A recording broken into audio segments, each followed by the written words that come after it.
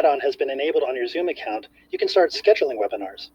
You'll find the process is pretty similar to scheduling a Zoom meeting. I've signed into my account on the Zoom website, and here I'll select webinars. You'll be able to see any webinars you've currently scheduled. I don't have any at this point, but I can click Schedule a Webinar to do so. Start by giving your webinar a descriptive name so your attendees know what it's about when they see it on their calendars. For example, maybe I'm presenting a seminar on strategies for working remotely.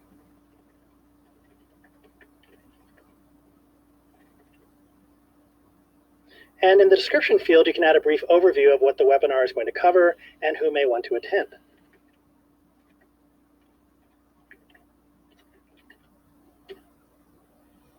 Next, choose the date, time, and duration of your webinar.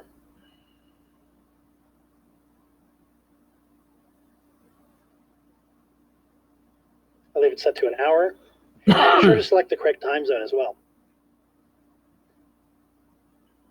You can check recurring webinar if this is going to be a continuing series of events, and then you can specify how often it repeats and until when.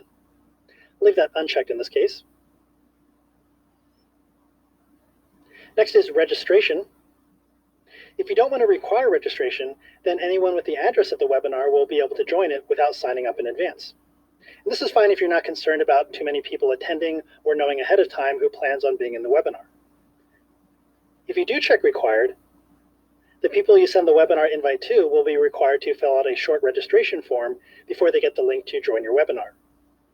Requiring registration lets you collect the names, email addresses, and other information of the people attending your webinar. After setting up your webinar invitation, you'll also have the option to either automatically approve the people who register, or you can manually approve each attendee individually. Also note that if you're setting up a recurring webinar, then you'll see options to determine whether attendees need to register once and attend any of the occurrences of the webinar, or if they need to register for each occurrence, or if they can choose to attend one or more of the occurrences. I'm going to uncheck recurring again in this case. Next, you can require a password to join the webinar. You can see if there's a default password here, but you can change it to anything you like, and it will be included in the invitation you send out. Now, as I mentioned earlier, attendees are not able to enable their cameras or microphones during webinars, but the host and anyone you specify as a panelist can. So this video option here just determines whether the webinar will start with your camera on or off. The host can always turn their camera on or off during the webinar at any time. So for example, if as the host, you want to connect to the webinar but not appear on camera until you're ready to start your presentation, you can leave off selected here. But if you leave the panelist video set to off here, they won't be able to turn on their cameras unless you as the host allow it during the webinar. I generally like to leave this on so I don't have to remember to do that during the webinar. And I'll talk more about designating panelists in an upcoming movie. Next, we have the usual audio options. In most cases, you'll probably want to allow attendees to connect either by telephone or their computer's audio, so I'll leave both selected. And below that, we have the webinar-specific options, and you can determine which of these you want to enable. Q&A enables the question and answer panel in the webinar, so attendees can type their questions for the host or panelists. Since attendees can't enable their own audio, this is the only way you'll be able to field questions during the webinar, unless you enable audio for the attendees.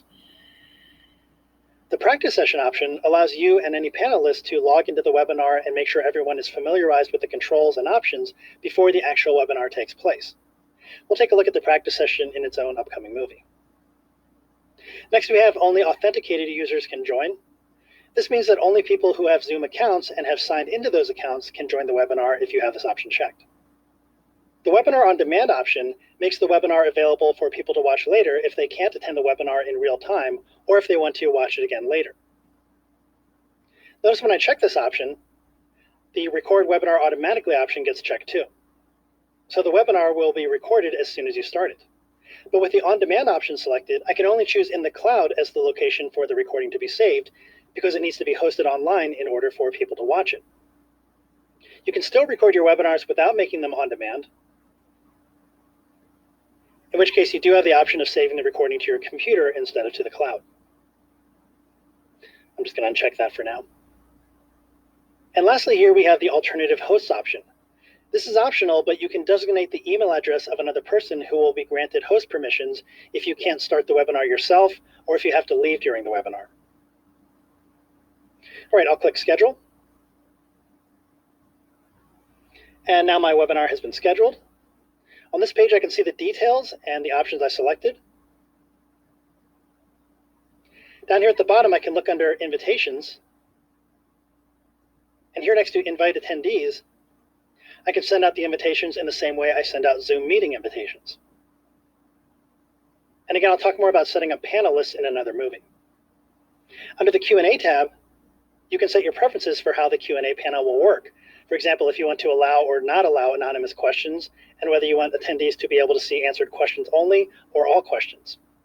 And we can change these settings by clicking Edit here.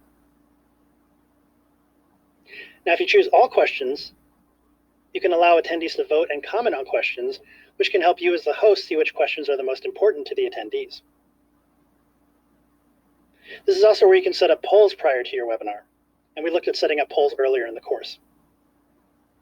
All right, so that's how to schedule a Zoom webinar.